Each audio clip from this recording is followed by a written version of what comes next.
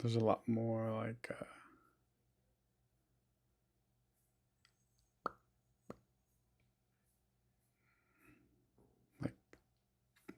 things I can add here. Yeah.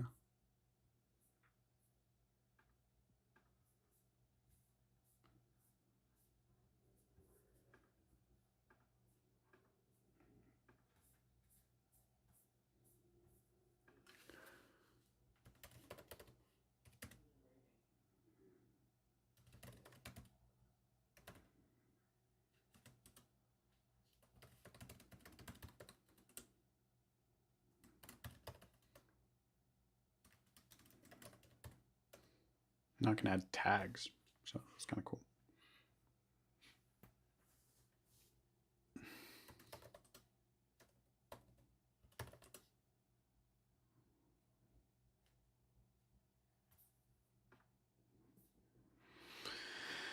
Okay.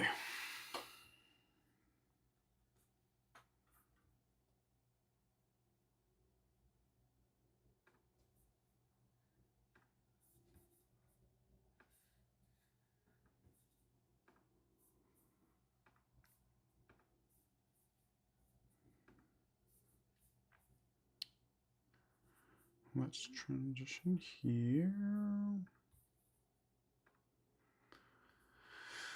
So what I kind of want to do now is,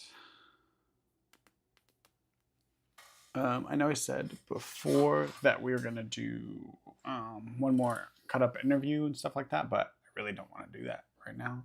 I feel like I need to have an itch to like do some stuff and make something or learn something. So I've been learning After Effects, so that's what we're going to do. So I'm going to watch a few videos on maybe different effects I want to do, different animations I want to do, whether that's in After Effects, Blender, Premiere.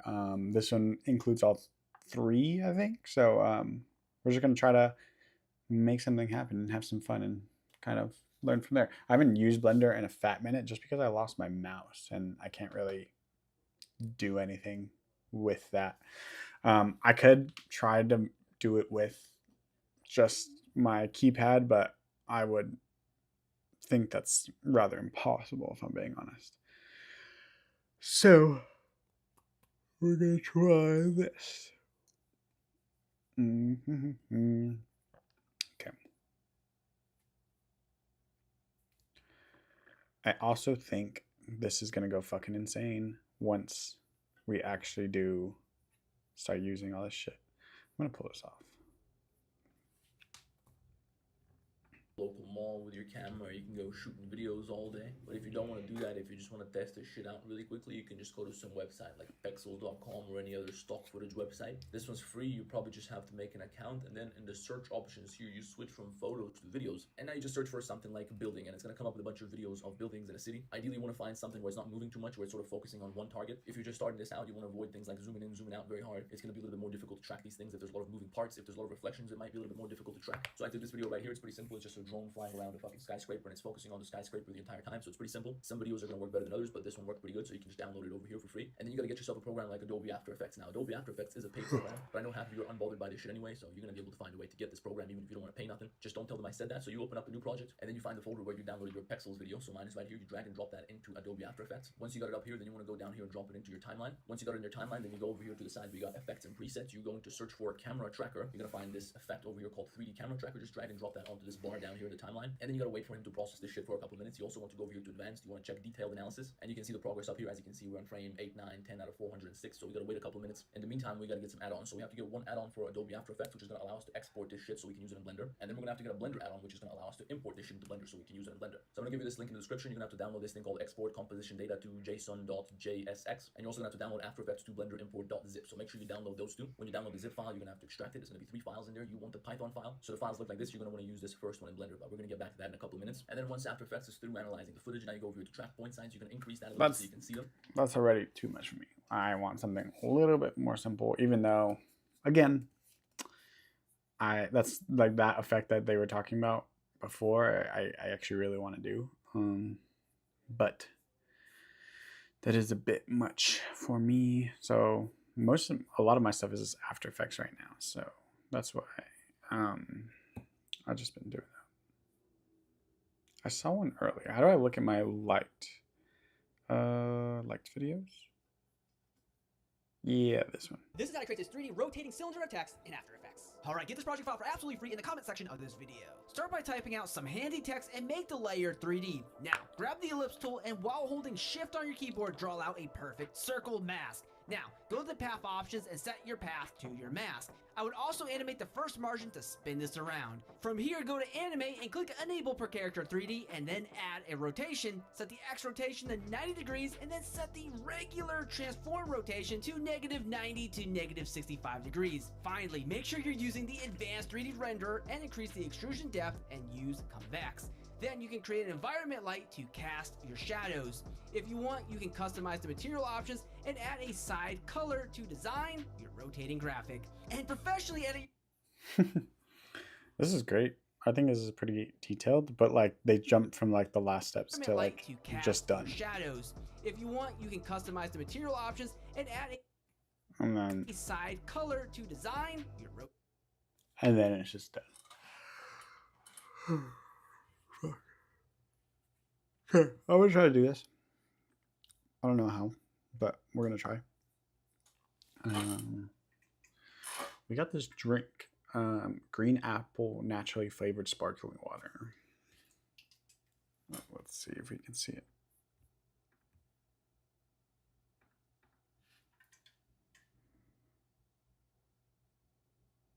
Never had it, but we're gonna try it.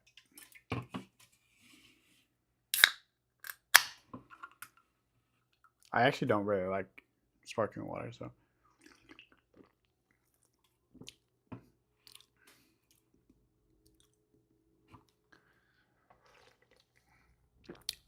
It's not bad, but it's like, I want more of the apple.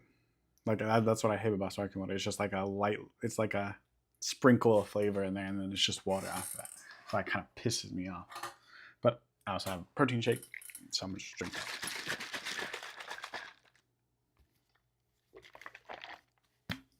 But let's go back to this.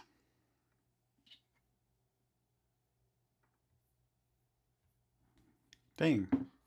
Have I been streaming this the whole time? Oh, fuck. Okay. Let's go back here.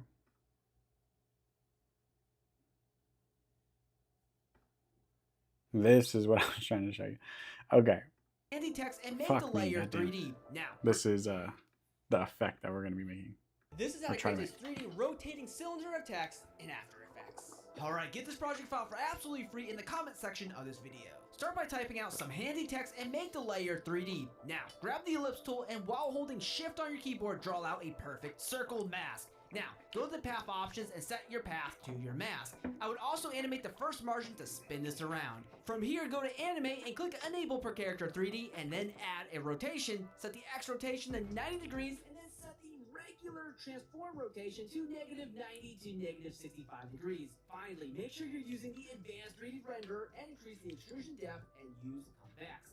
Then you can create an environment light to cast your shadows. If you want, you can customize the material options and add a side color to design your rotating graphic. And professionally edit your projects in a few seconds with our free templates, powerful transitions, and motion graphics with the link on this video. That's what we're going to try to do.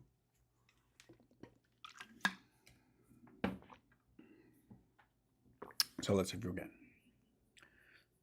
Let's move over to After Effects.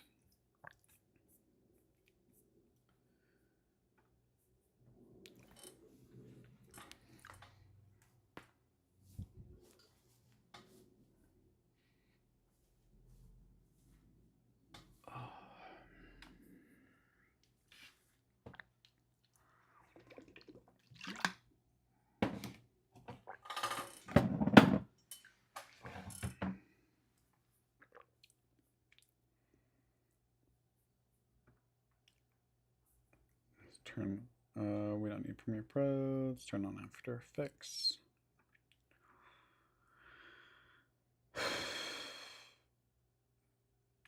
Okay.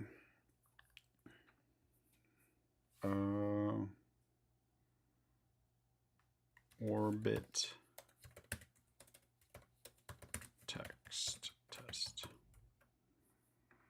Cool. Okay. Let's see. What do you have over here?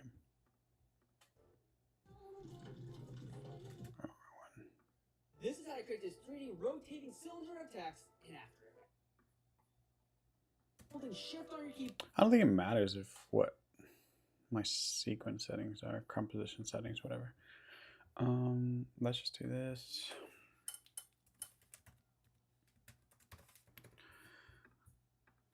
And let's change this font. Something blocky looks good. Don't like that.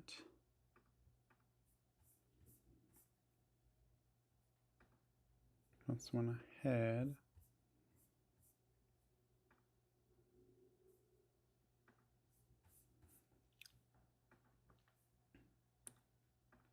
Fuck it, let's just do this. Okay. And then we're gonna grab a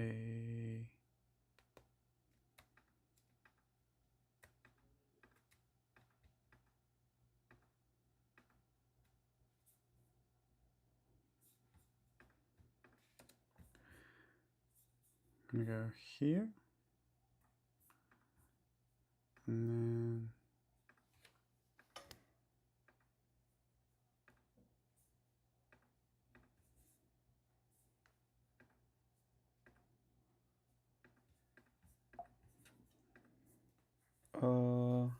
yeah, I already forgot. Or draw out a perfect circle mask. Now, go to the path options and set your path to Path options.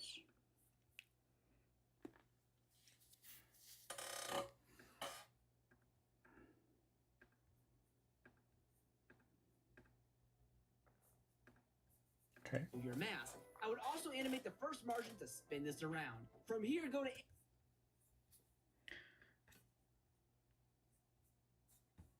I feel like we should make this smaller, I guess.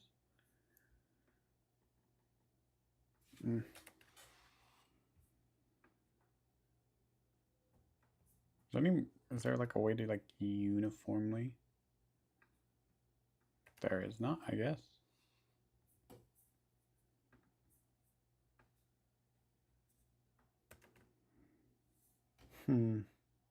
Fuck it. We'll leave it like that. Let's scale.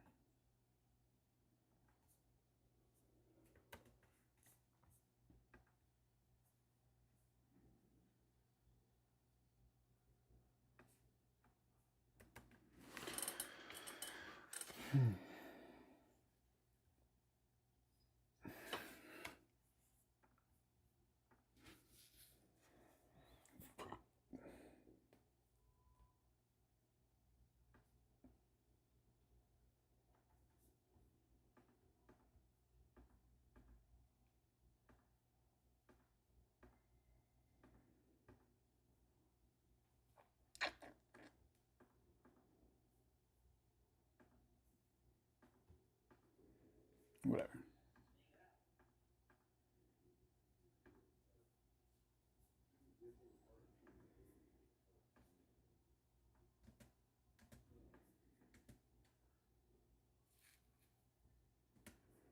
Same thing.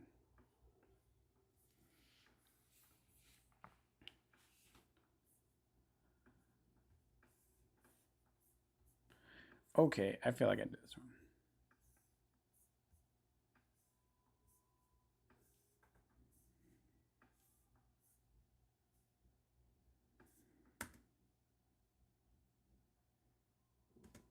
Okay, cool that I know how to do that now, but let's just continue.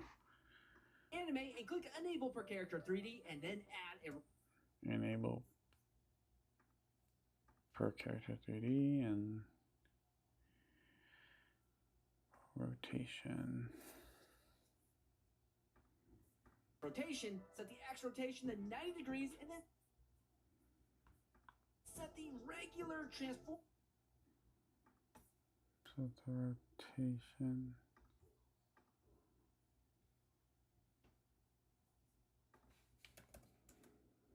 And then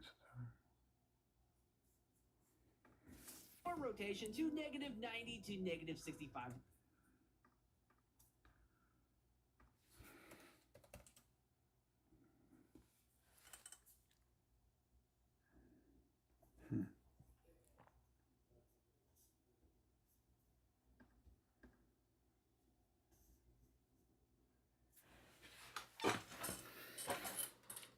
Okay. degrees. Finally, make sure you're using the advanced 3D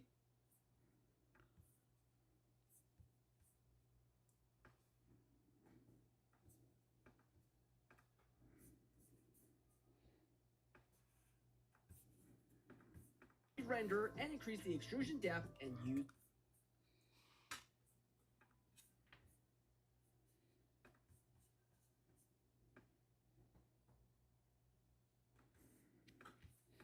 convex.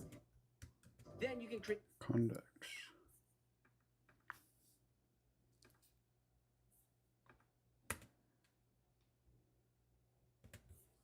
Cute. an environment light to cast your shadows.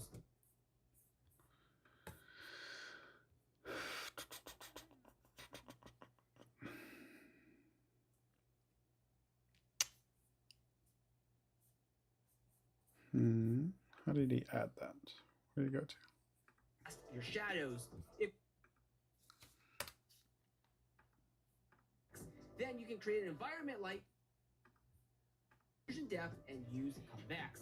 Then you can create an environment Layer.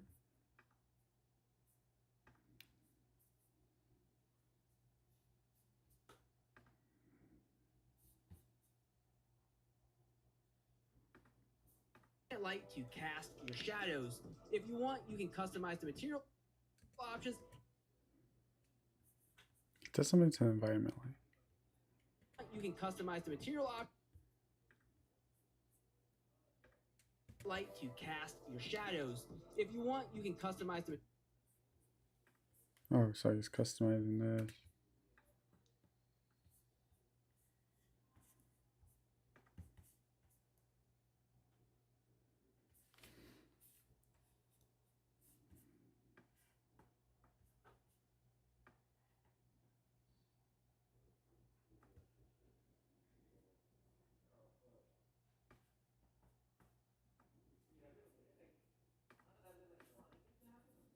Let's go pink or purple. No, let's do pink.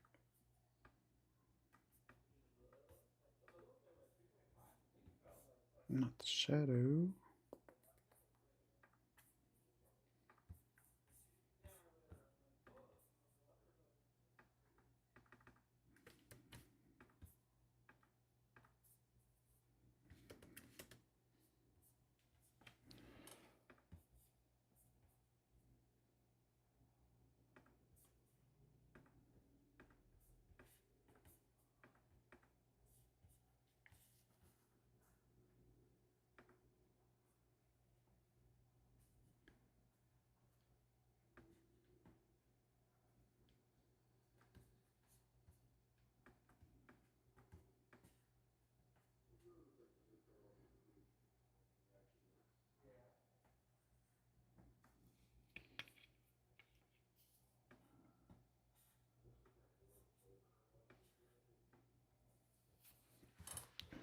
No, what did he do to this light? material options and add a side color to design your rotating graphic and professional. I guess we're kind of there.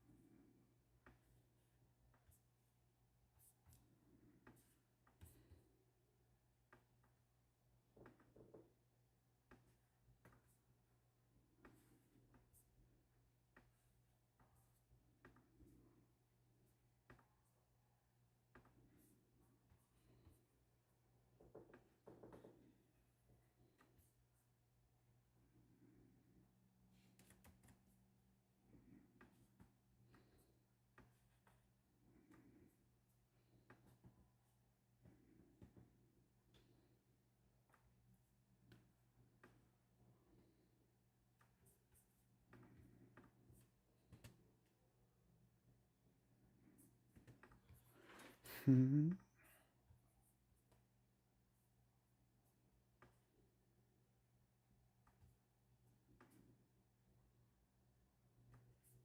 This is the back. I think this is back.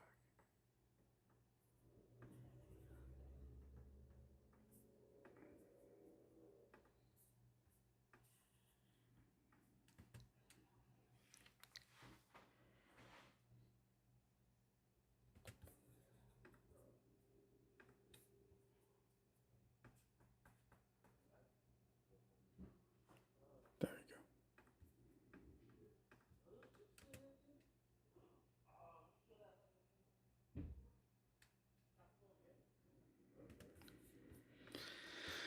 Okay.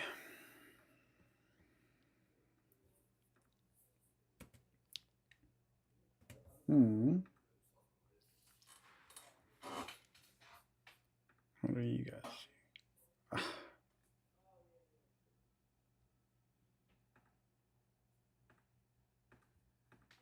After Effects is on.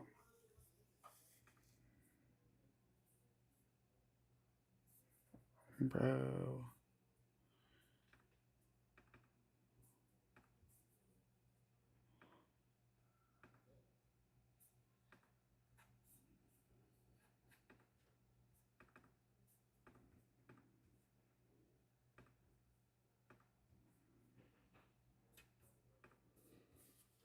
Ah, damn it. Didn't even see any of that. That's fucking annoying, god damn it.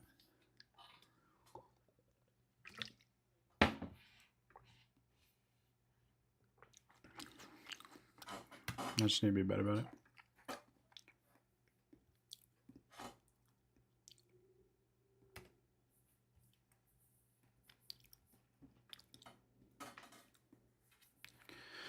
Okay, here's what we got so far.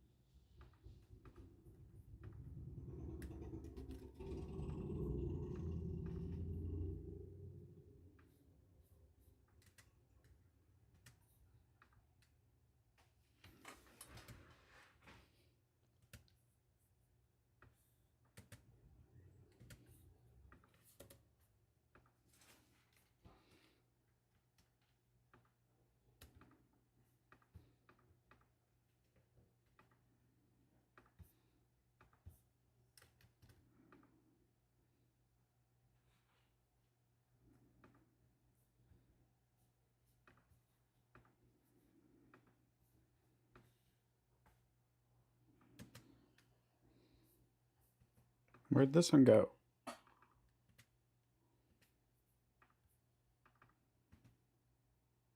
Why are they all going different ways?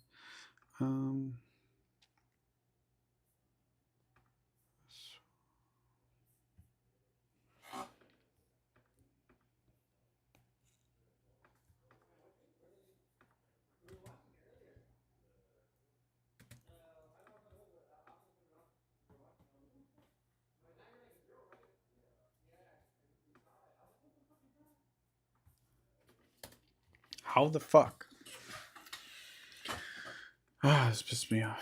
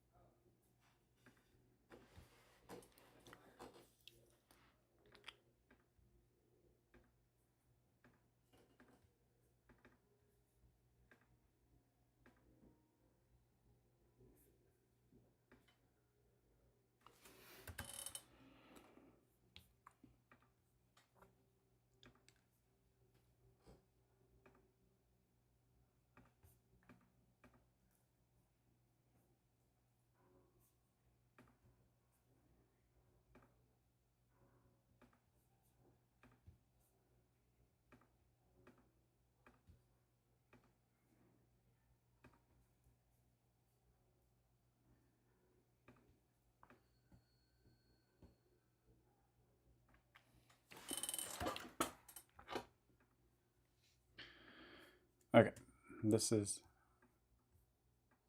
test one.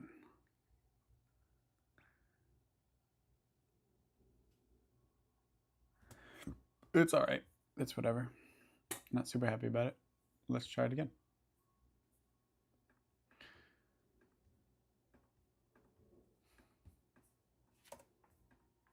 Okay. Go.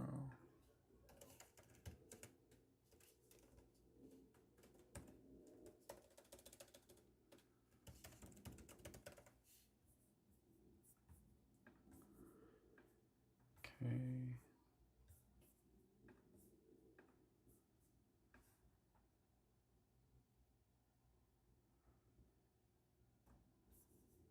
And then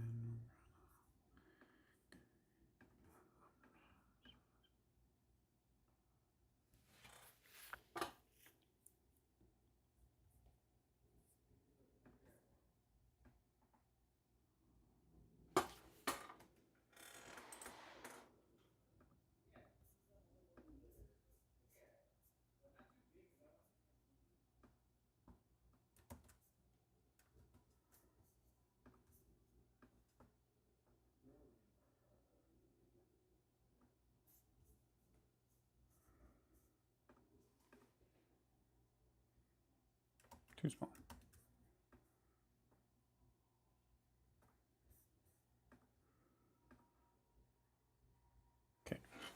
kind of looks good. Kind of looks like what we want.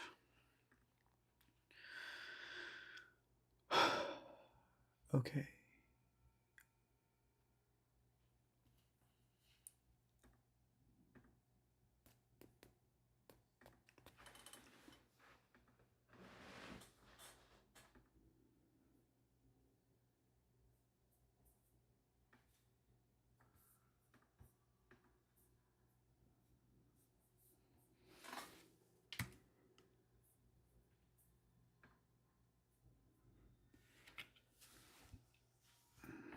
Let's go back to the video.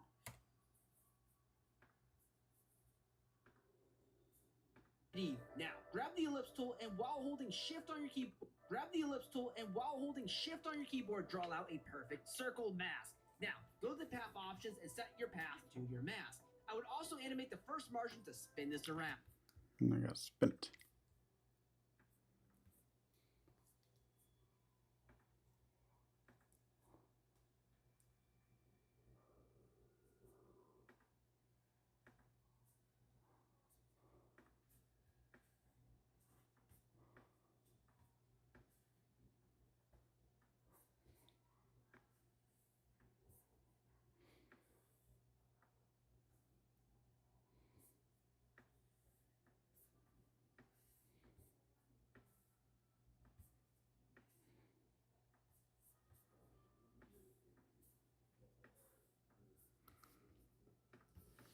From here, go to animate and click enable per character 3D and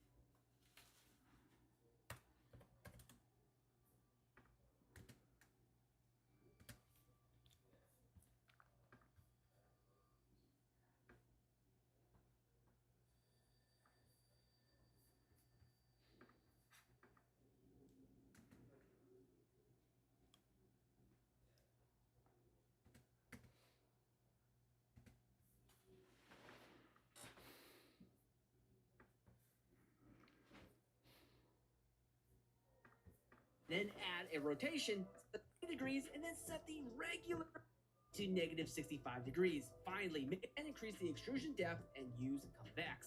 Convex.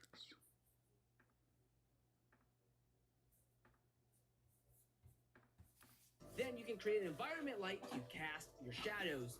If you want, you can customize the material options and add a side color to design. See, I don't even know what that means. Add a side color. Let's slow this fucking down, bro. Add a side color. For what? And add a side color to design your rotating graph.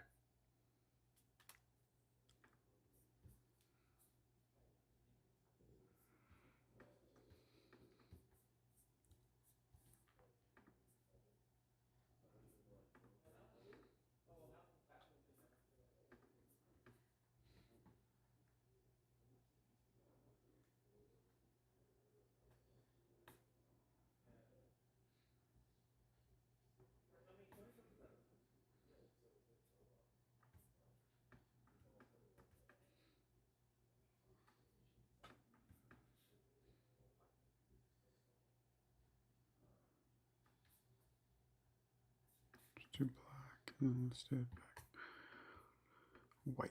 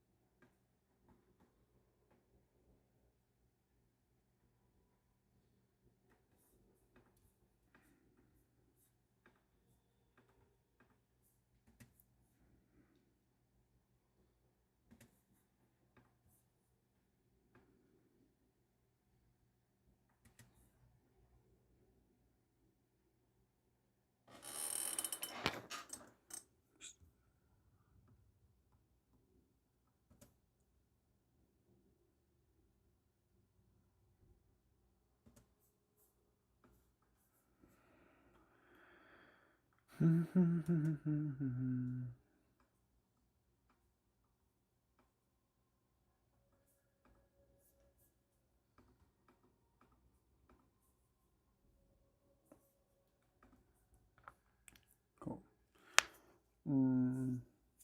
3D camera.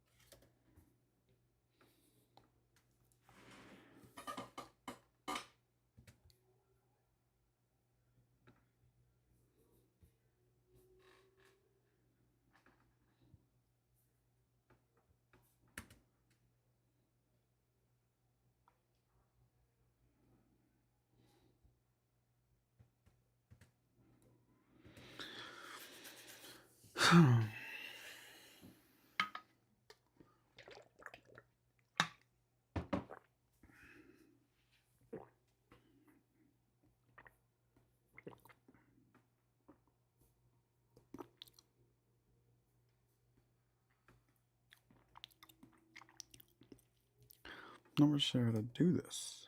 I'm trying to make just the camera movement. So let's go back.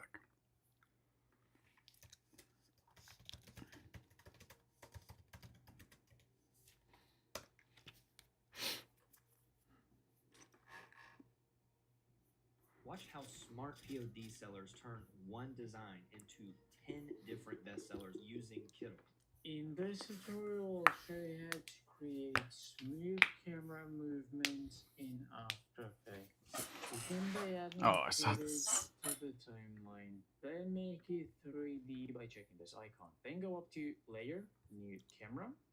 Click OK. After adding the camera, 3 camera tools will be added to the tools bar, and you know we to navigate through them. We can hold down the Alt key, then the left mouse button will become the first camera tool that allows you to rotate the camera. Pressing down the scroll wheel will activate the second camera tool that allows you to pan the camera, and the right mouse button will become the third camera tool that allows you to zoom in and out. And after you know all of those shortcuts, you can easily move the camera around and make it focus on a specific part of the video. But first, let's move the playhead to the needed frame. So let's say 1 second for me. Then I'm going to zoom in over here. I'm going to slightly rotate the camera and pan it if needed. Then expand the settings of the camera, go into transform, and create keyframes for point of interest and position by clicking on the stopwatch icon. So is it point of interest?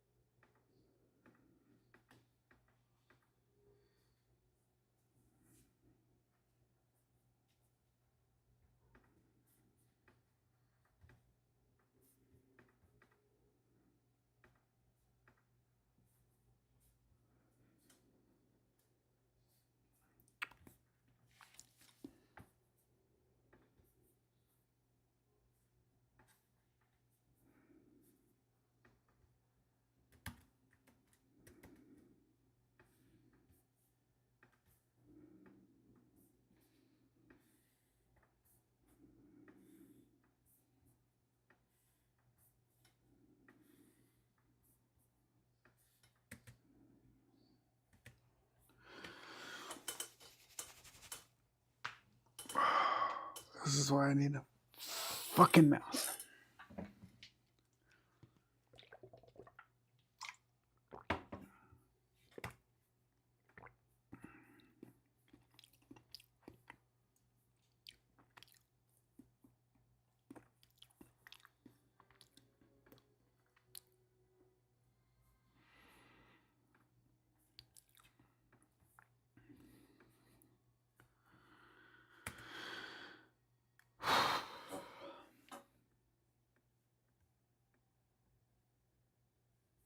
How do I zoom in?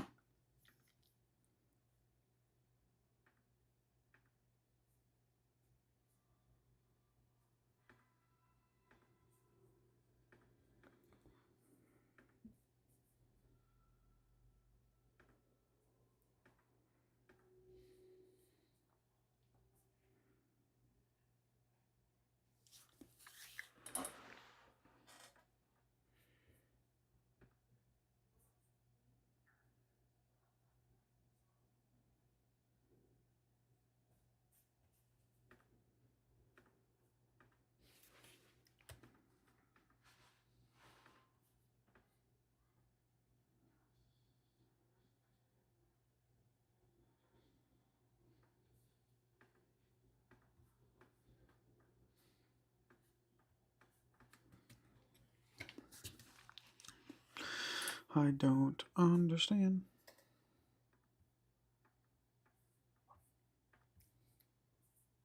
Let's go back to...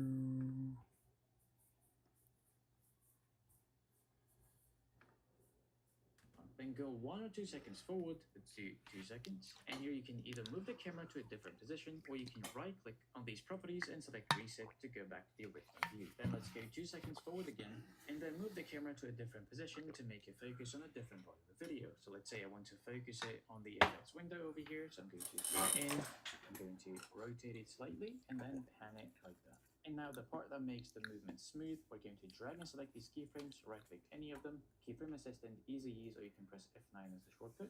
Then go into the graph editor while the keyframes are still selected. Then right click, select speed graph. Now drag and select the second point, you will see the yellow handles. We're going to drag the second yellow handle all the way to the left. Or if you have multiple keyframes, you can drag and select all of them, and once again drag the second keyframe handle to the left, and that'll adjust the graph for all of the keyframes. Then exit the graph editor and enjoy smooth camera movements. And if you want to add extra smoothness, you can enable motion blur by checking this icon for the footage layer. But keep in mind this will slow down the preview by a lot, so you can just do this at the end.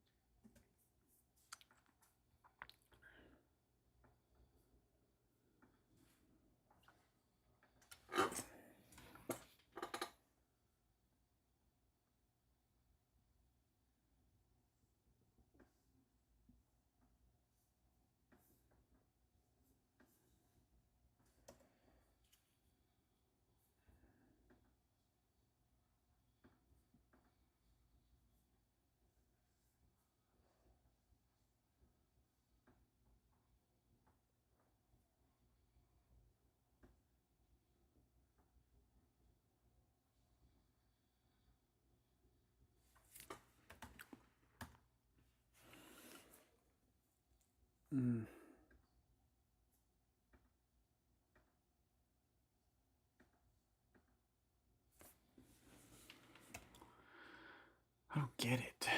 I do not understand. Is my shit just weird? I need to turn After Effects.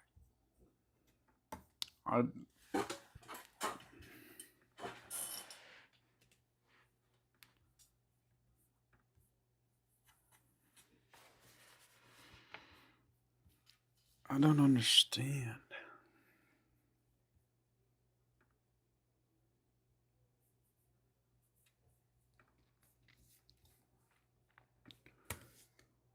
This is what we came for, so I'm not actually too mad about this.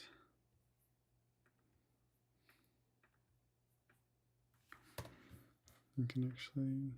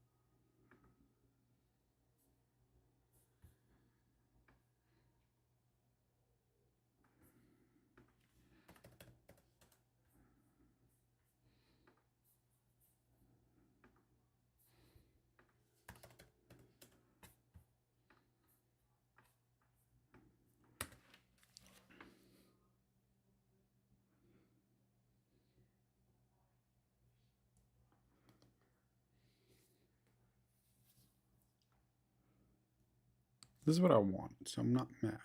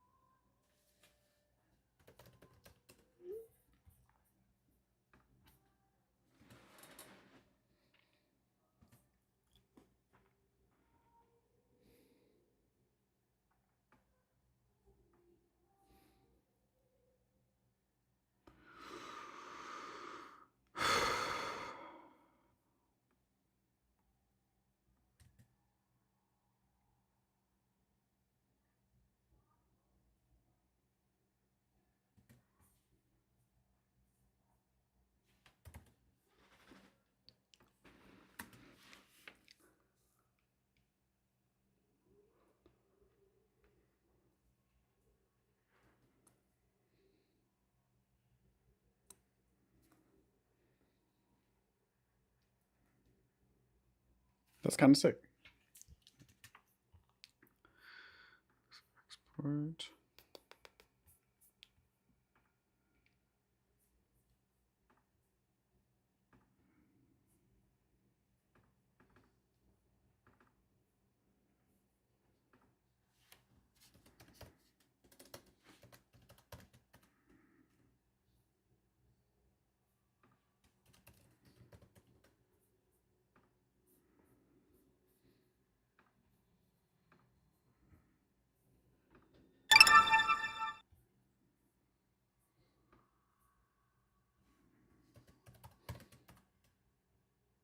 Fuck, where did I say that? Oh, it's in the exports. Not bad. Let's see it.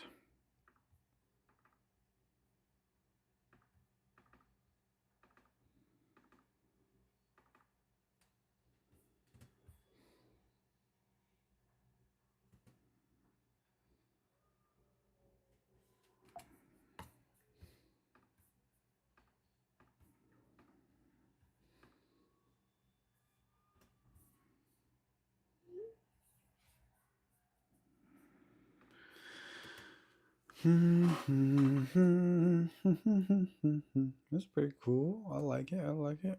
So the next step I would want to do is like fly through it or something like that.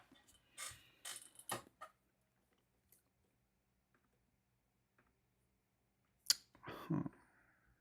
Maybe because it wasn't a 3D object.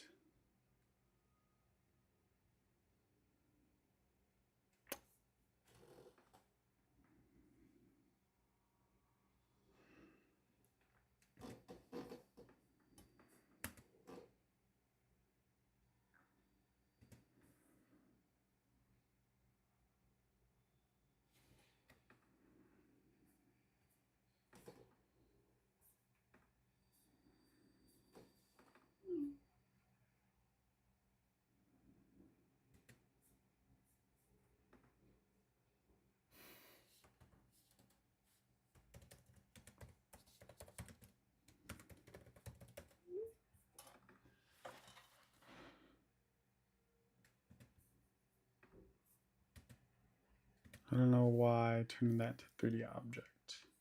Maybe because it's pre-composed and it's like, this is what it is. Maybe I would need to use the actual thing. Maybe we would actually need to do it here.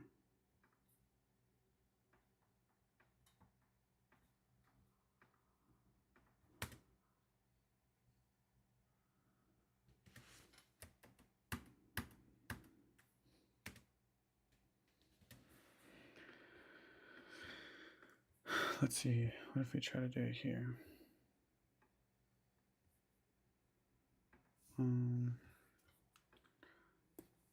New.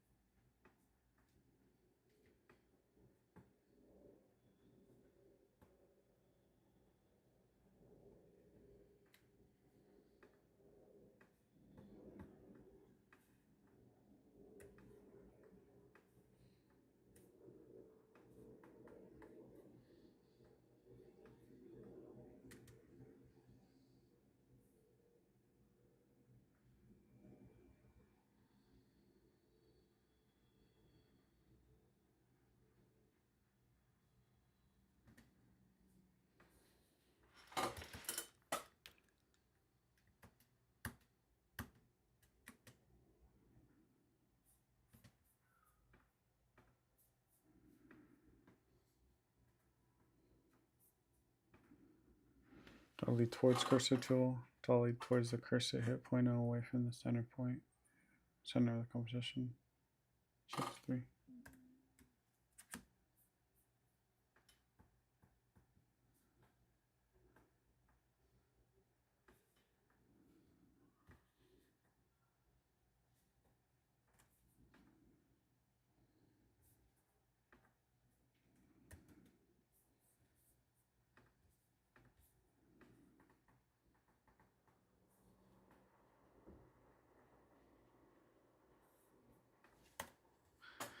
Yeah, I don't know.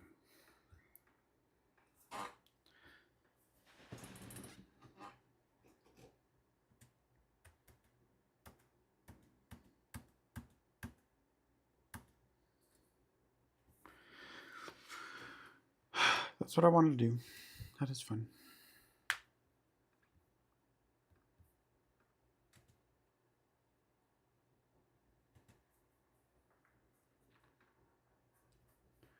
Let's see what else we can do. Let's go back.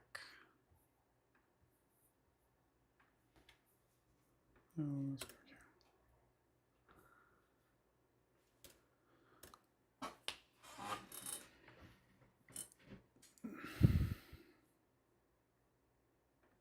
Here are 5 amazing effects to use in After Effects. One of my favorite effects is CC Starburst. With this effect applied to a solid layer, you can generate a field of particles that will rush from your scene.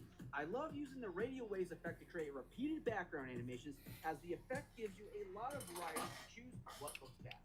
An effect that lies close to my heart is the grid effect. The grid effect is fantastic for creating conceptual projects or just if you need to add a little bit of detail.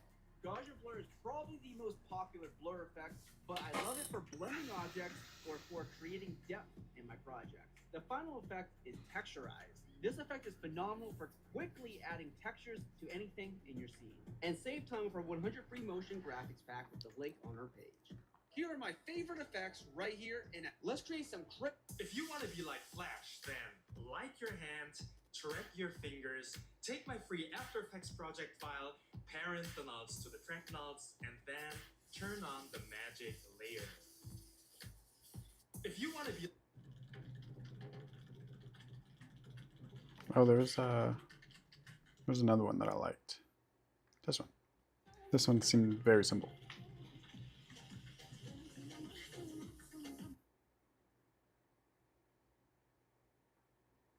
Animate opacity 0, and then animate sector wiggly, and adjust the wiggles. Seems simple enough. Let's do it on its own, and then we will do it. See if we can do it on here. Okay. Flicker. Text. Let's go black for this.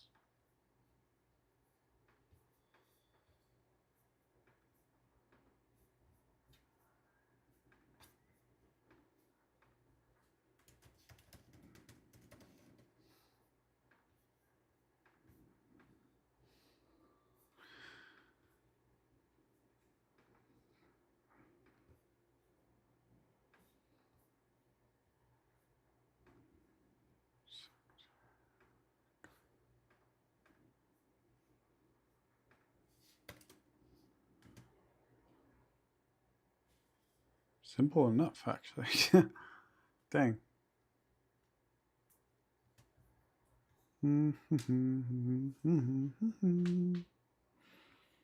It's actually pretty simple.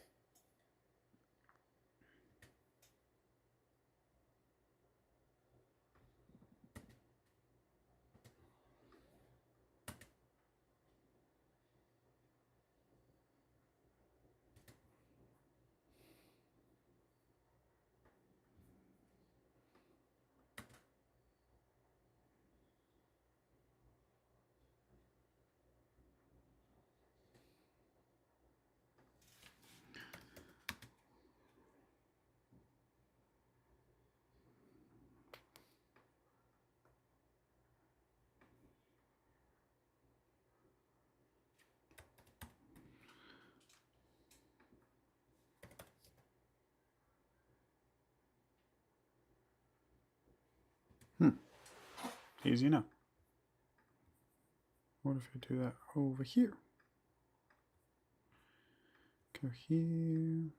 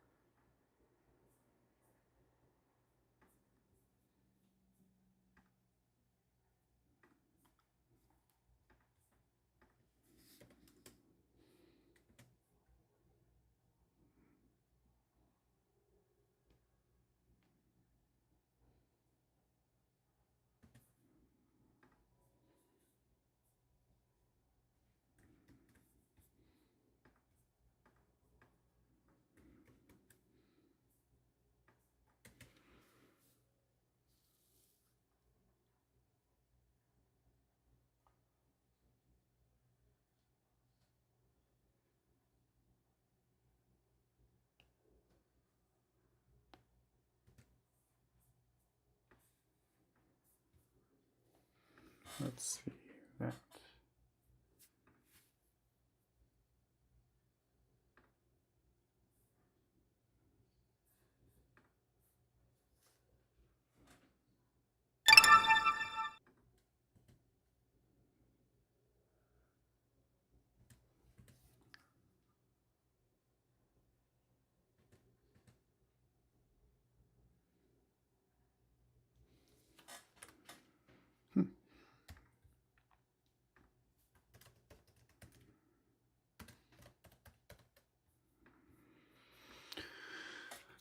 Cool. I realize how that was recorded. Cool.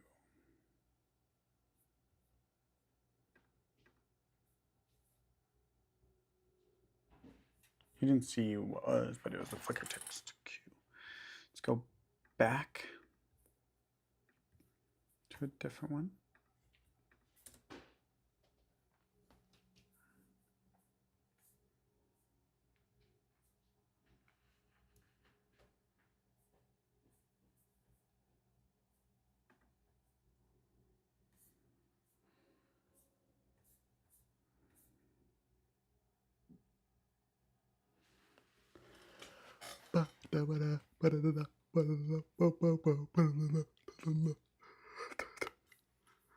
Hmm.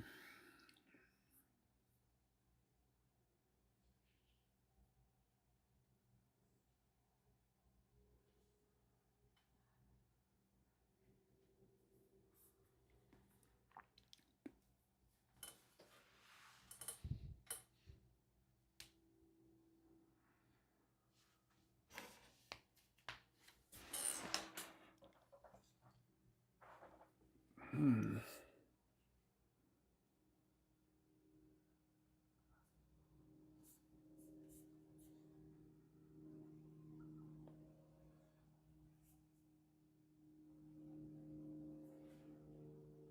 Ooh, I like that.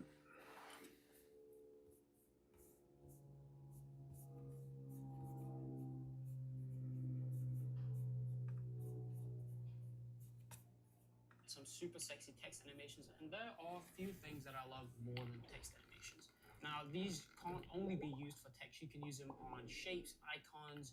You could even do it on real world footage for some of these. I just think that text is a great way to exemplify how you can use them. But before we get into the tutorial itself, I just want to say a quick thank you to Artlist, who is sponsoring this video, but more on them later on. Now, with that being said, we can hop straight into After Effects, where I have 5 different compositions set up, all at 1920 by 1080 at 24 frames per second. This first one is going to be a morph text animation, and we're just going to start out using our text tool, and I'm just going to type out a simple word here, and we just want to make sure that we get a good sense of all the letters so we can better see the morph that we are going to be doing. And let's pick a nice little font here, maybe something like this, nice blocky thick. Okay, let's go do that.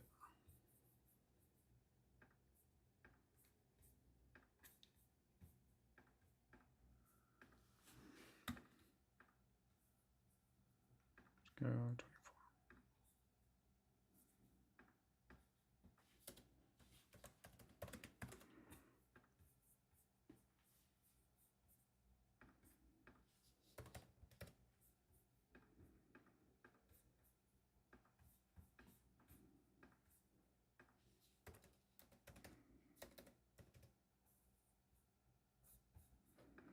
What was the font?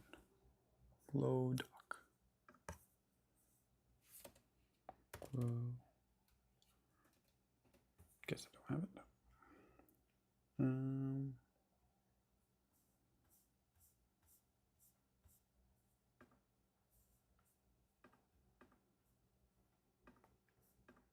That's close enough.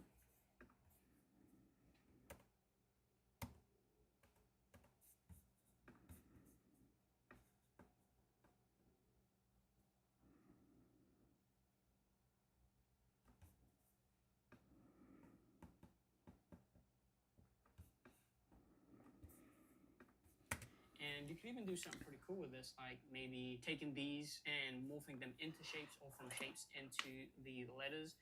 And actually, let's maybe do this. And to do that, I'm just going to select my rectangle tool up here. I'm going to remove the stroke because we just want this to be a full shape. We can either create just the same size shape for everything, or just make sure that we get all these letters covered up pretty good.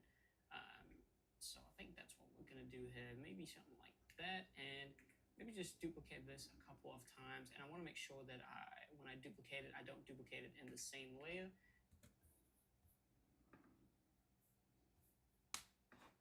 And you can even do something pretty cool with this, like maybe taking these and morphing them into shapes, or from shapes into the letters. And actually, let's maybe do this. And to do that, I'm just gonna select my rectangle tool up here.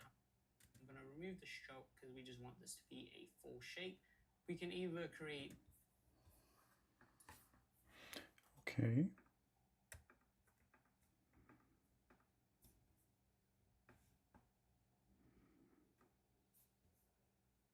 It's not a mask.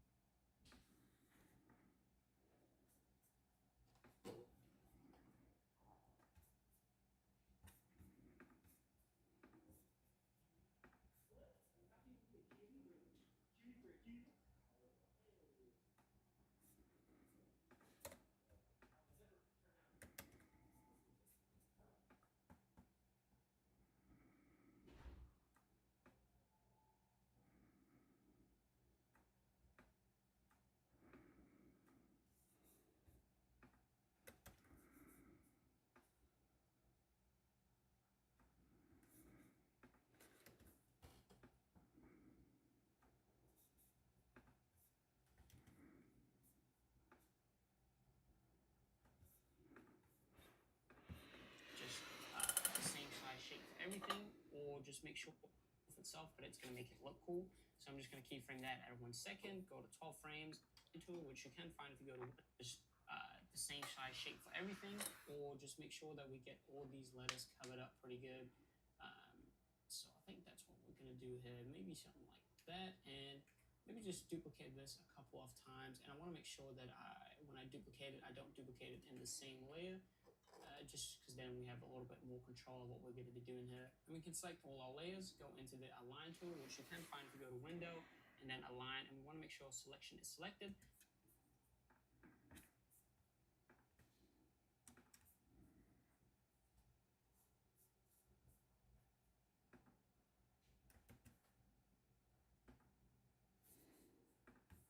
And I'm just going to space them out evenly so that, there's even amount of spacing. How do you do that?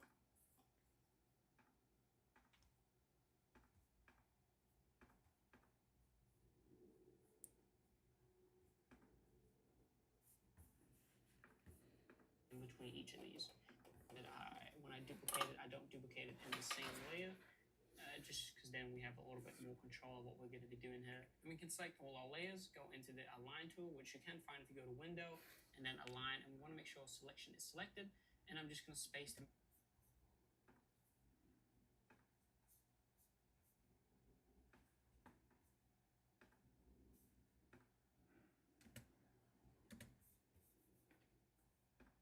Cool. Evenly, so that there's even amount of spacing in between each of these. So from here we can add just a little bit of animation to this, and this isn't necessary for the morph itself, but it's going to make it look. And I'm just going to space them out evenly so that there's even amount of spacing in between each of these. So from here we can add just a little bit of animation to this, and this isn't necessary for the morph itself, but it's going to make it look cool. So I'm just going to keyframe that at 1 second, go to 12 frames, and I'm just going to move these around a little bit to get a little bit of like almost.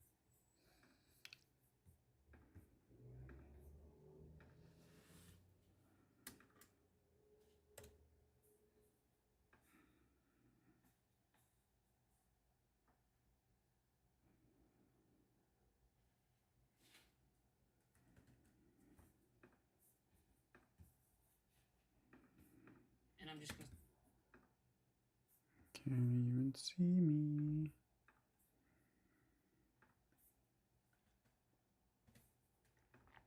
Space them out evenly so that there's even amount of spacing in between each of these.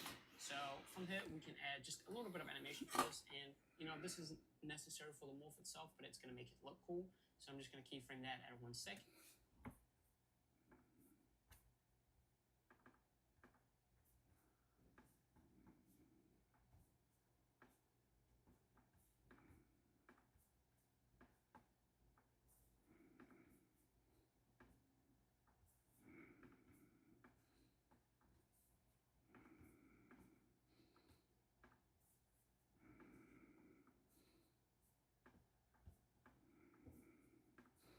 Go to 12 frames, and I'm just going to move these around a little bit to get a little bit of like almost like a geometric type of movement here that I think might look pretty cool. And go back to 0 and move these around a little bit more.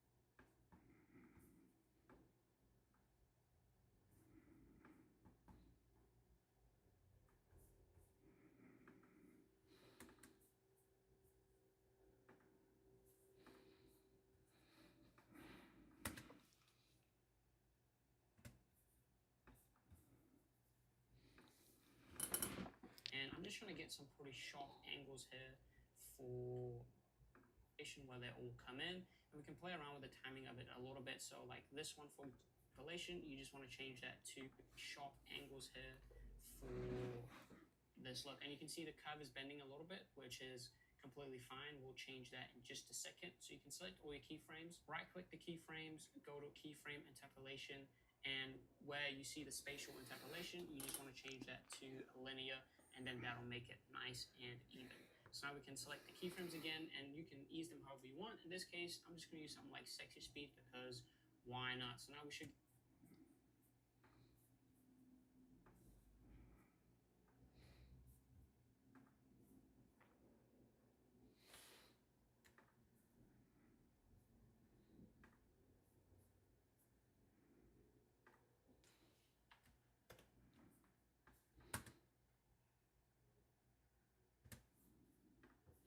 get a little animation where they all come in.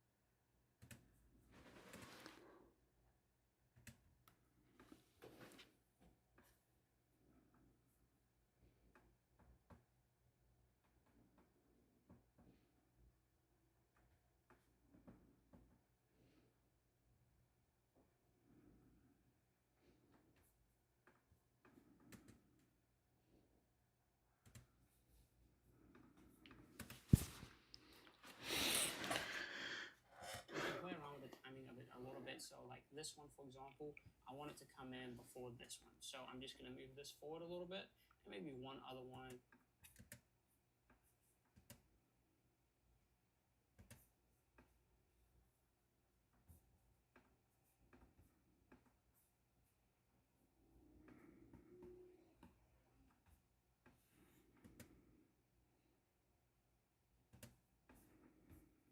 Cool. Move it forward a little bit just so we get a slight bit of offset in all these shapes. So they come in We get this nice little animation where they kind of Tetrisy. Now we can get to the morph itself. And the way we're going to do that is I'm going to reshow my text layer, which is going to be behind here.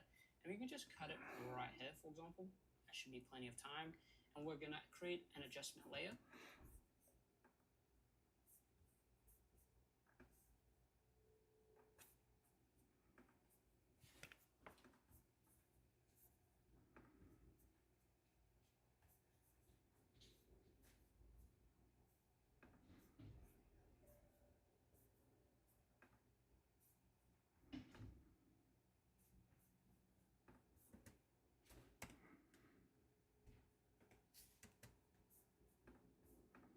By holding Option Command and Y, and we're going to add a fast box blur effect to this. You can use Gaussian blur as well. Fast box blur.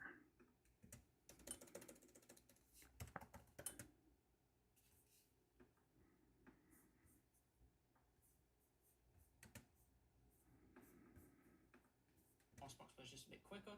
I'm going to set the iterations to 6 for a little bit more of a crispier blur, and then I'm going to set the blur radius to 6 as well. So now it's pretty blurry, and I'm going to add a levels effect to this, and I'm going to change it from RGB to alpha. And then by using these sliders, we can kind of crush it. Levels.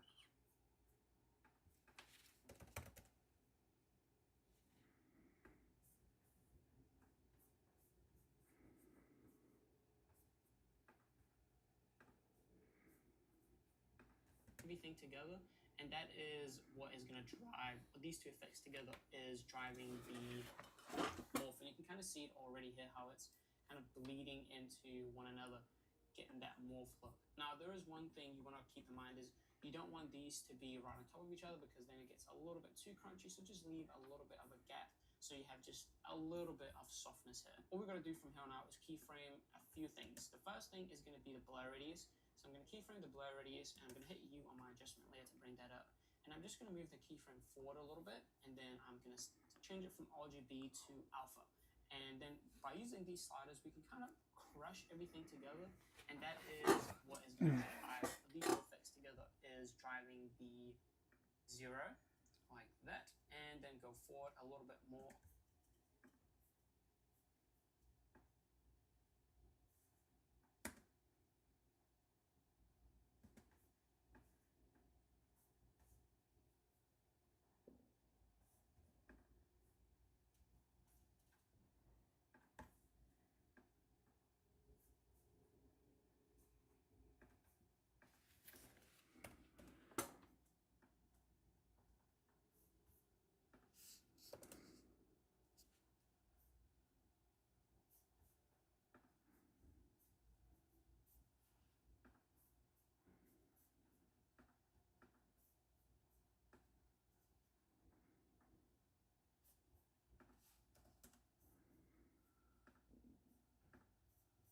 Off with this no keyframe and set it to 0 again.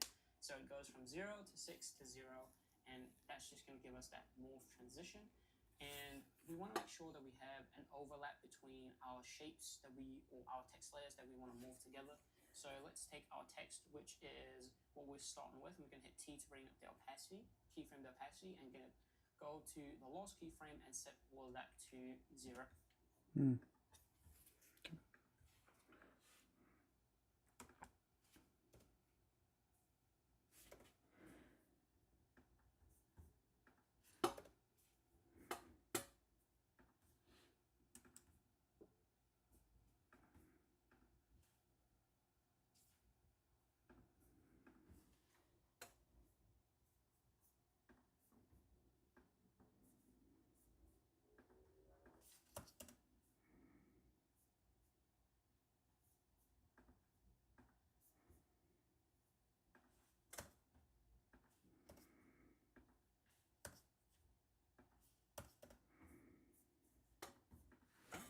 And then we're going to do the opposite for the text. So it's going to end at 100%, and then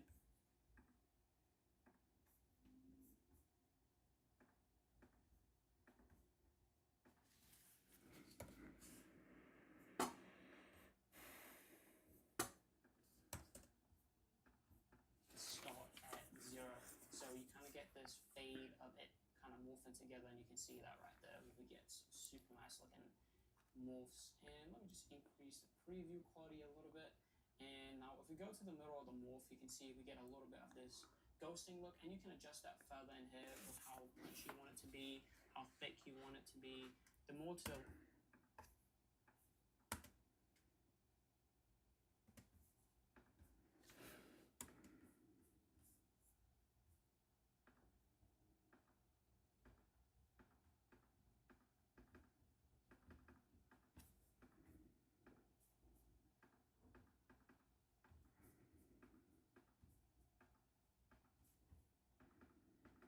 Why won't you let me change your color?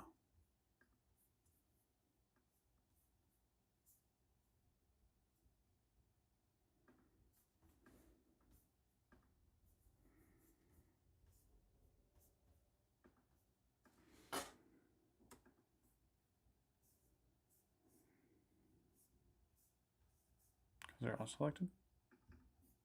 Probably.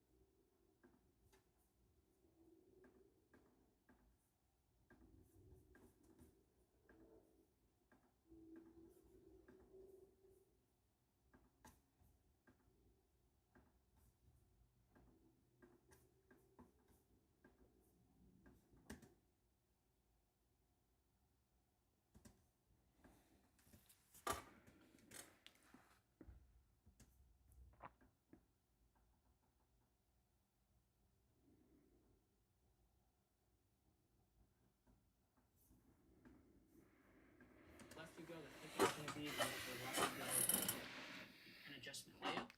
Kiddo's new AI tool can take Damn your print on demand business to the next level. I've used other AI tools to try to get images for my print on demand business, but I always get the same problems, like pixelated images, backgrounds that I couldn't remove, or art that just would not sell. By holding Option Command and Y, and we're going to add a fast box blur effect to this. You can use Gaussian blur as well. Fast box blur is just a bit quicker. I'm going to set the iterations to 6 for a little bit more of a crispier blur, and then I'm going to set the blurries to 6. Now it's pretty blurry, and I'm going to add a levels effect to this, and I'm going to change it from RGB to alpha. And then by using these sliders, we can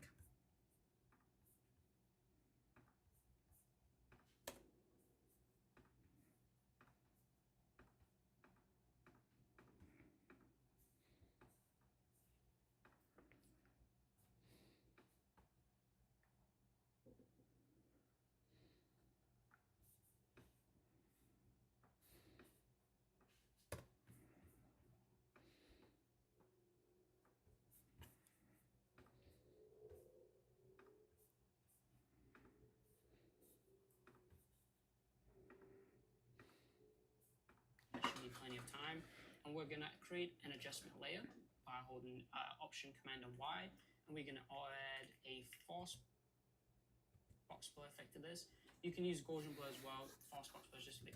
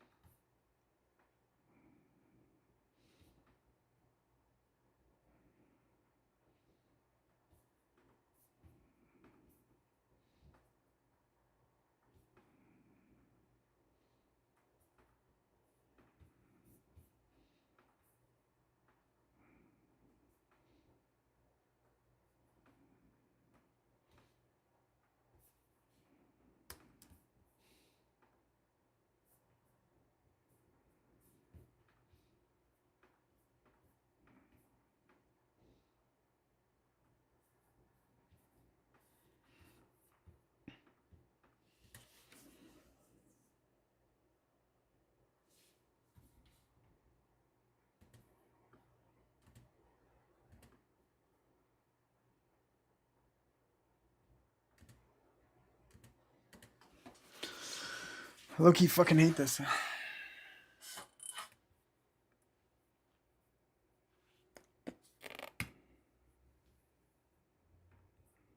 Quicker. I'm gonna set the iterations to 6 for a little bit more crispier blur, and then I'm gonna set the blurries to 6 as well. Now it's pretty blurry, and I'm gonna add That's even a worse, levels like, effect to this, and I'm gonna change it from not RGB cold. to alpha. And then by using these sliders, we can kind of crush everything together, and that is what is gonna drive these two effects together is driving the morph. And you can kind of see it already here how it's kind of bleeding into one another, getting that morph look. Now, responding to emails takes time, but not with Grammarly. In a few clicks, Grammarly's generative AI drafts. Fuck.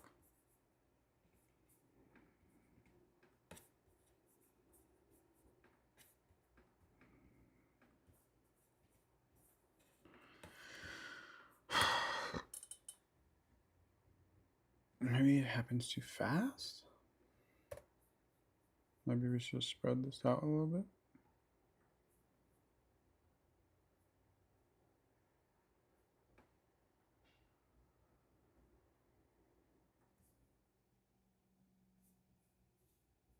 Hmm.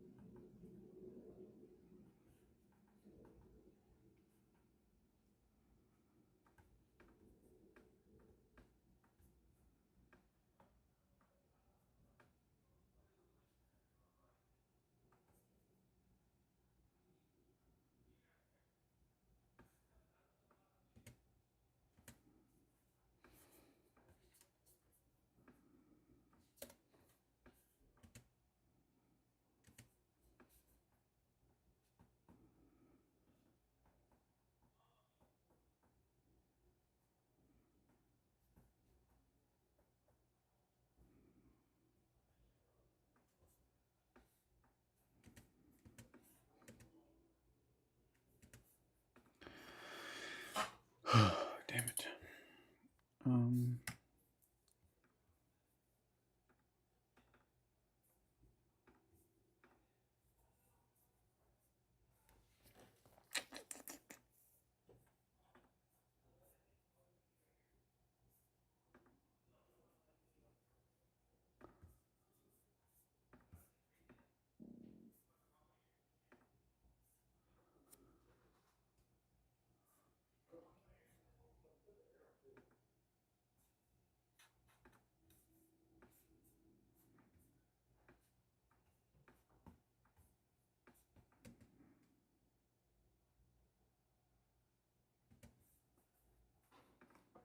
Not super clean. Actually, I closed the browser.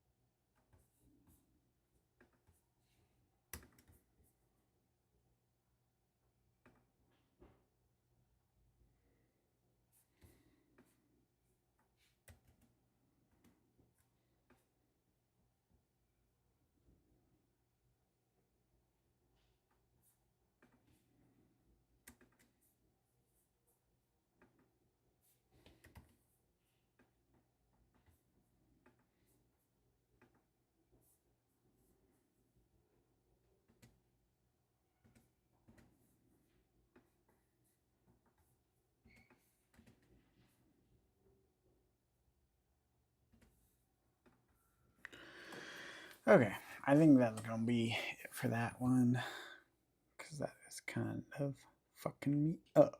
Not gonna lie. It's like so simple, and I don't care so much about that actual effect. So, move on.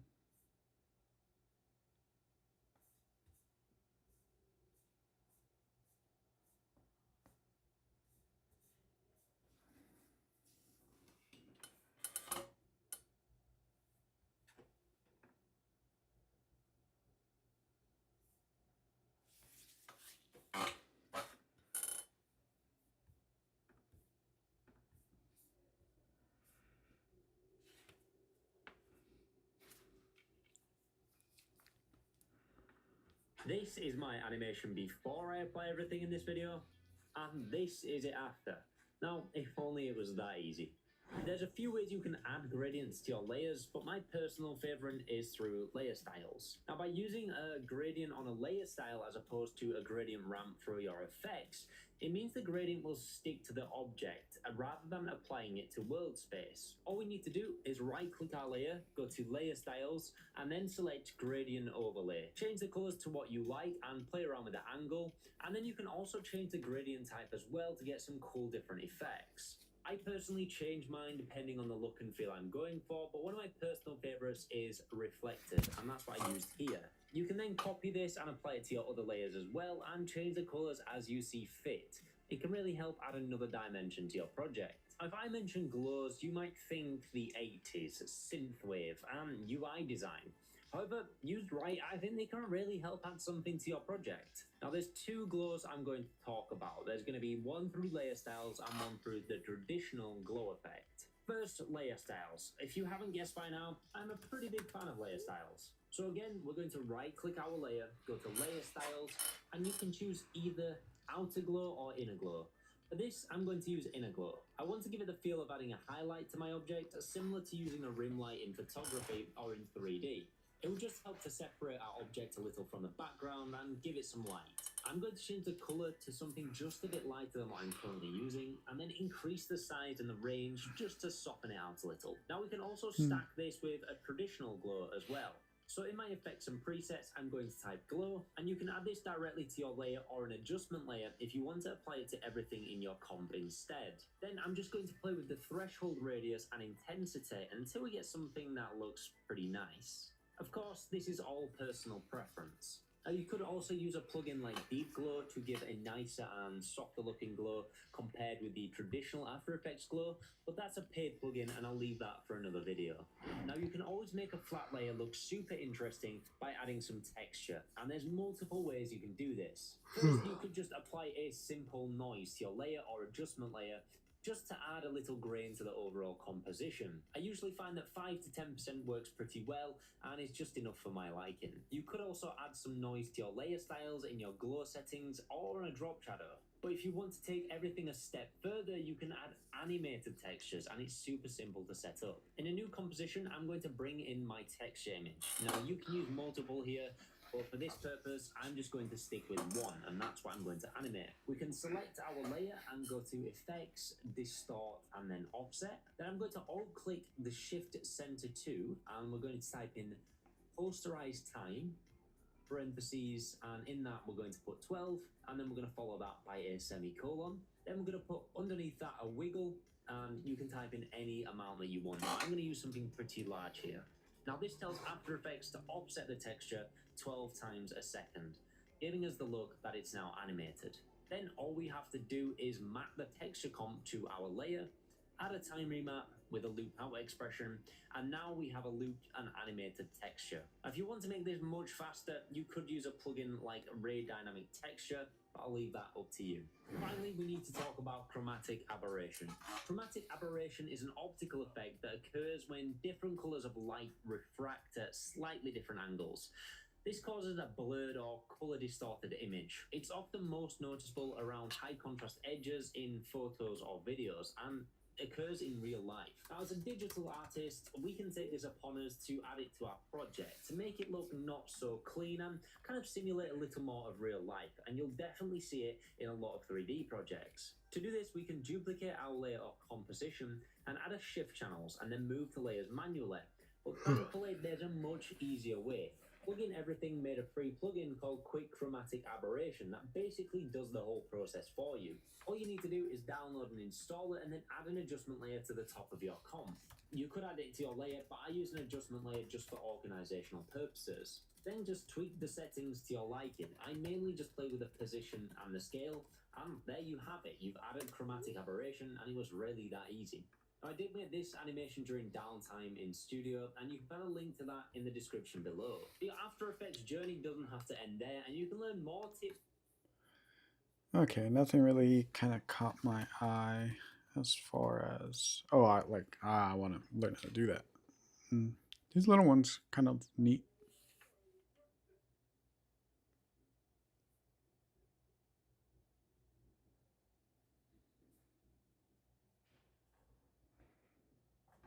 Make an impression with this 3D stylistic text in After Effects. Once you have your title ready to go, make it a 3D layer and set your 3D renderer to Advanced 3D or Cinema 4D. Then duplicate your title and go to the geometry options. Set the extrusion to around 300 and be sure to make the 3D title black. Then set the bevel style to convex and the depth to 10. Then slightly move the Z position of this layer back to fix the glitched title. Now you have the option to create a camera and change the angle of your 3D title. You can even create a null object and parent the titles to it. Then make it a 3D layer and animate the rotation of the null object to animate the title. Finally, pre-compose all your layers and then go to Layer Styles and add a stroke. Set the stroke to white and now you have a really sweet 3D title. And save time of our 100 free motion graphics pack with the link on our page. And go to the geometry option. Okay, let's try this one. I don't know if the 3D camera's gonna work, but we're gonna give it a go. See if anything happens. Okay, let's make a new one.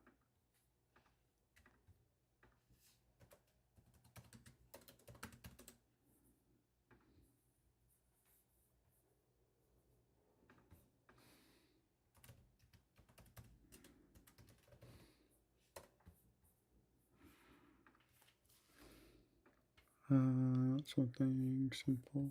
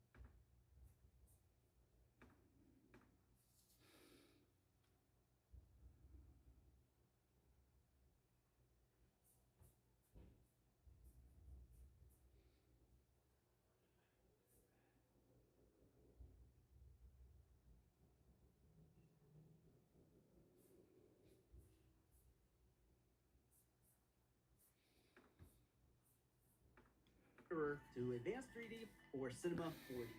Then duplicate your title and go to the geometry option.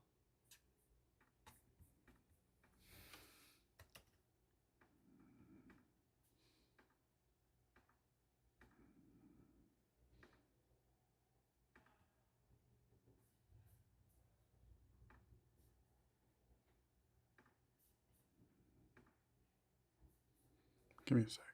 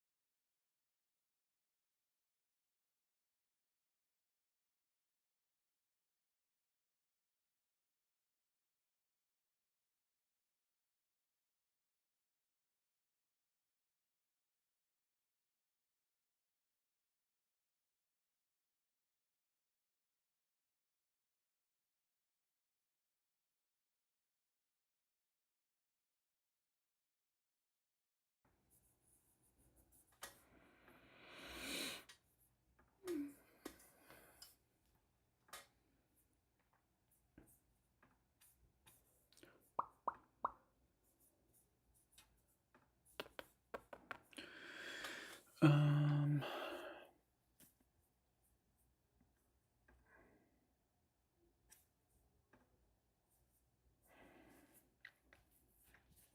Okay.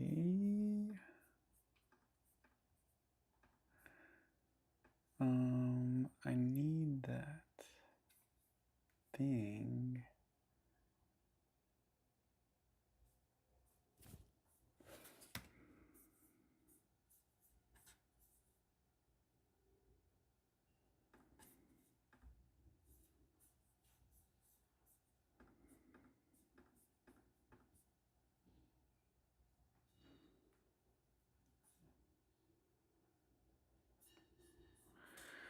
Where is it?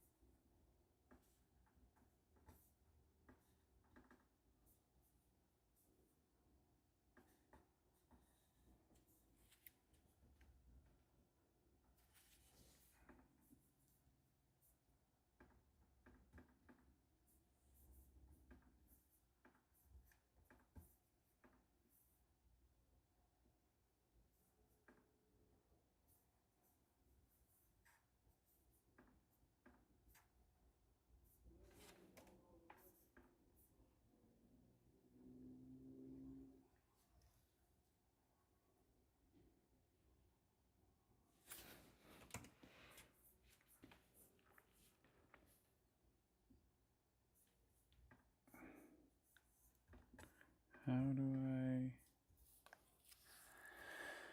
Fuck.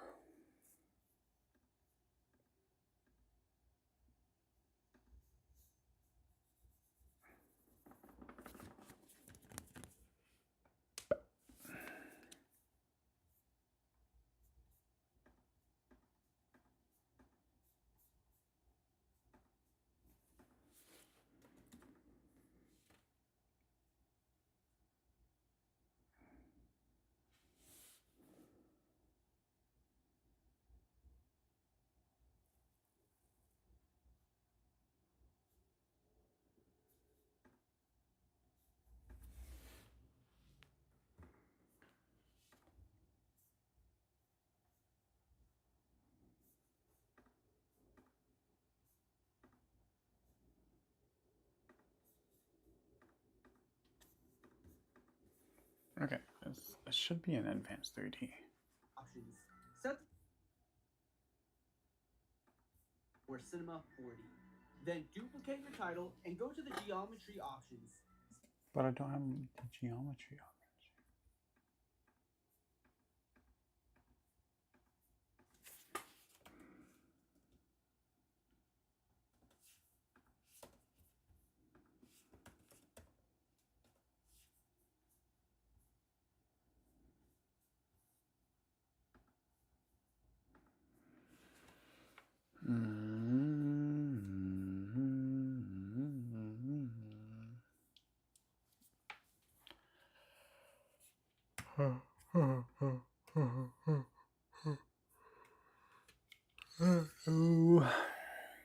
Set the extrusion to around 300 and be sure title and I go saw to it the earlier, that's geometry why I'm like, 3D why or is it not there Cinema no more? 4D.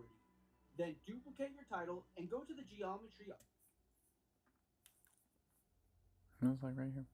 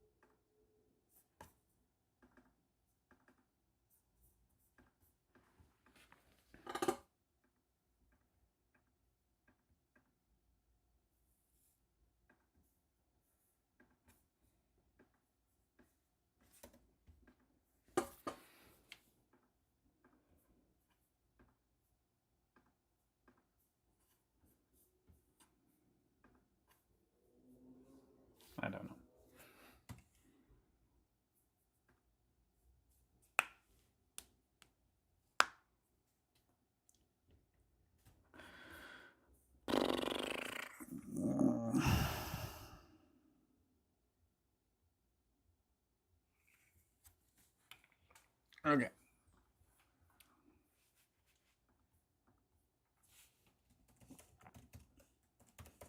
I don't know why.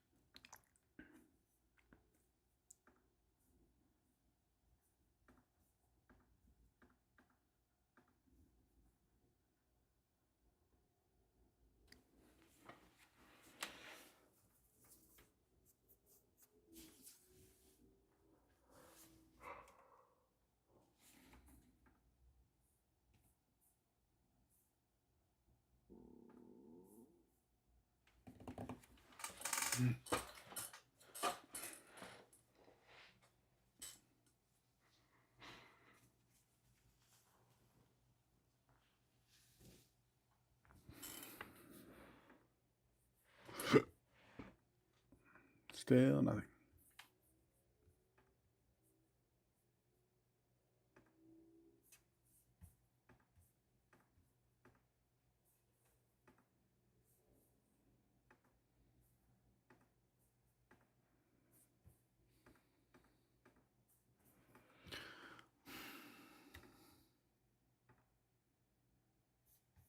Oh, fuck.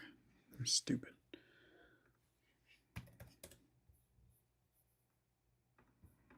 Options. Set the extrusion to around 300 and be sure to make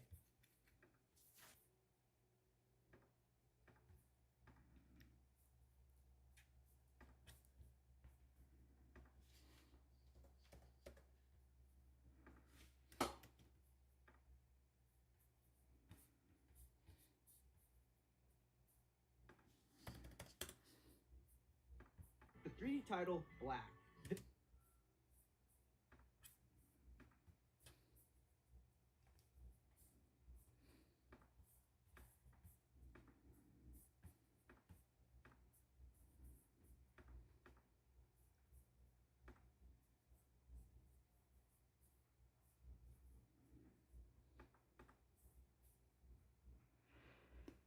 How do I make the background?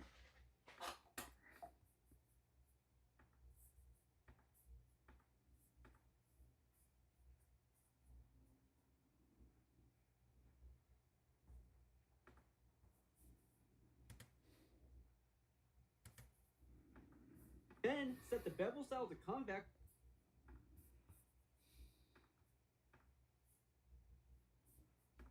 and the depth to 10.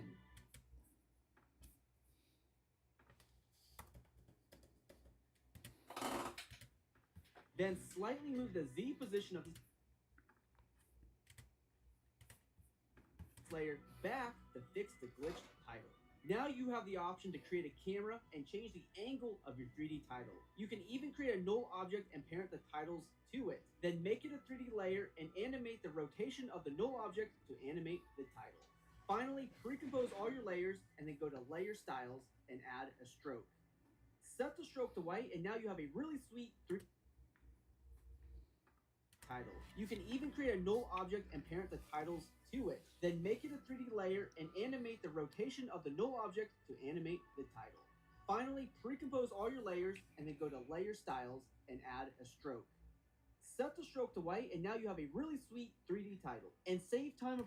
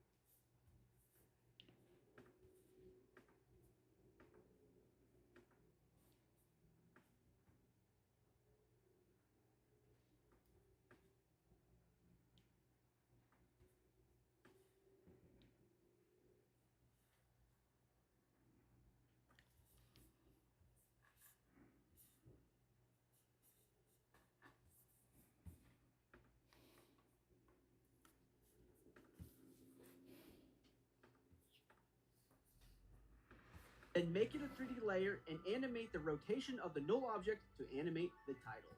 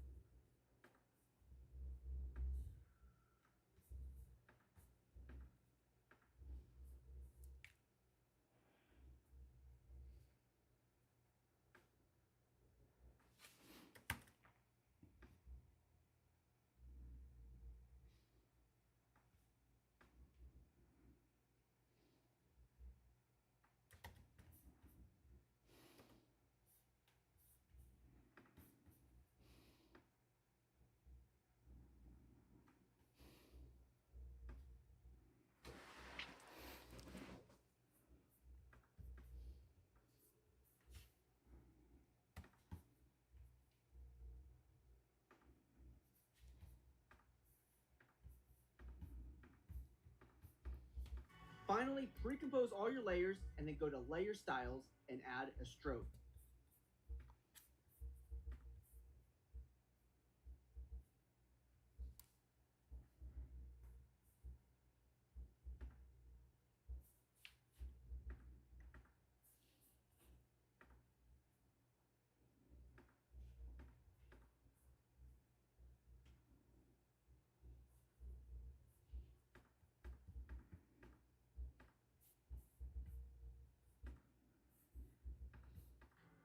Set the stroke to white, and now you have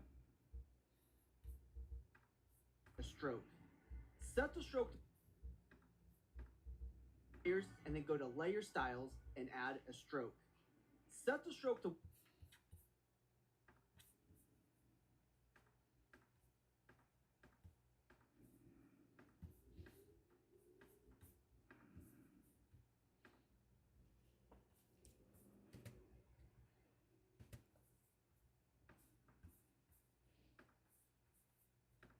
white, and now you have a really sweet 3D title. And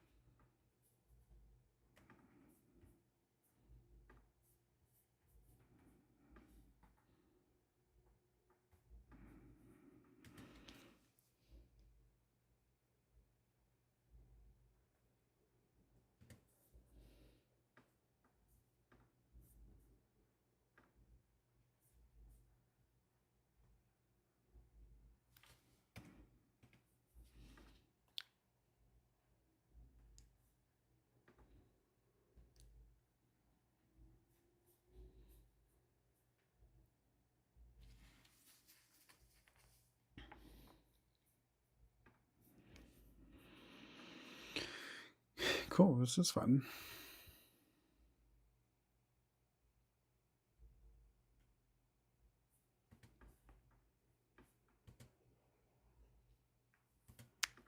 The thing I don't see is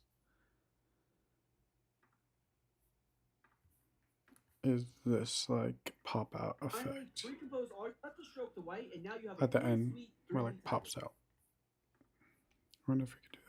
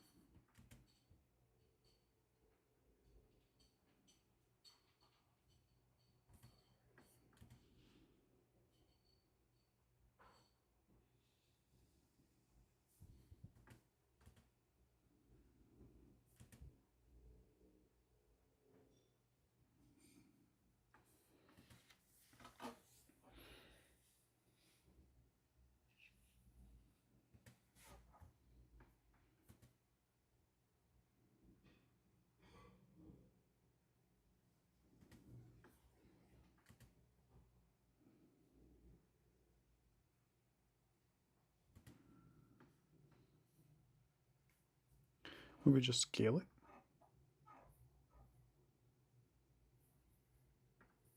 And save time over one layer styles and add a stroke.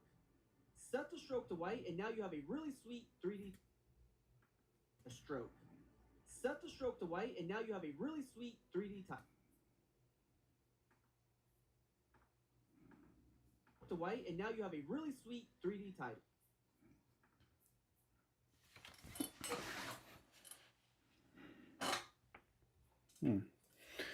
I'm not sure, but we're gonna just cap it there.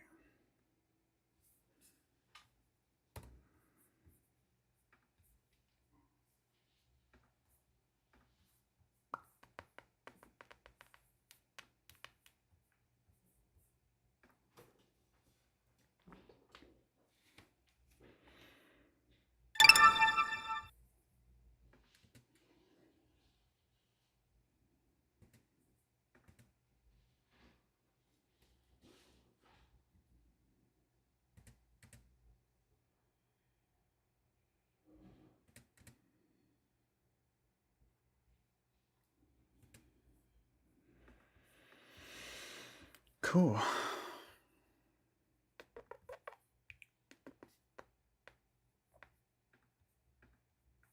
So we did that. This one was kind of a wash. It's whatever. And then the orbit text.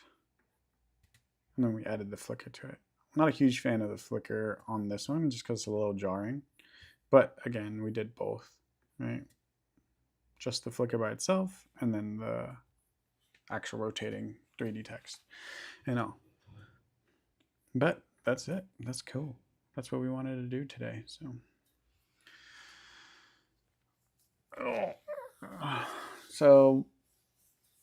that was chill. I mean, a little frustrating, honestly, but that's what it is when we're just learning, especially 3D animation, where it's not inherent, not like, oh, I know what to do here. I know what I have and the tools available to me. I'm still learning. So that was fun. I liked it. It was enjoyable, and we learned some things that I've been saw and was like, oh, cool, let's try it. Did it? Cool. I enjoyed it. So happy with that. Still learning YouTube Live, how to do this streaming thing. Just trying to be more consistent as far as like actually doing it versus not, I guess. So I think tomorrow we're going to do one a little earlier. We did one early in the day today. I think we're just going to do that one. I have to go to a shoot later in the afternoon, so I won't be able to do that. But probably somewhere around 9 and probably have to dip around 11-ish. So yeah, that's going to be what I got to do tomorrow. So that was a stream for today, and catch you in the next one. Thanks for hanging if you got this far. I don't think I had any views as well. Let's check.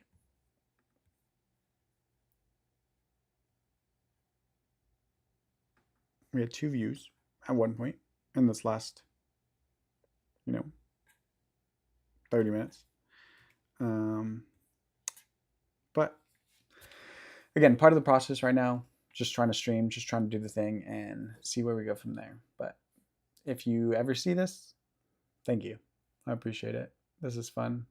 This is kind of keeping me sane. This is kind of keeping me pushing what I need to do and kind of helping me stay sane and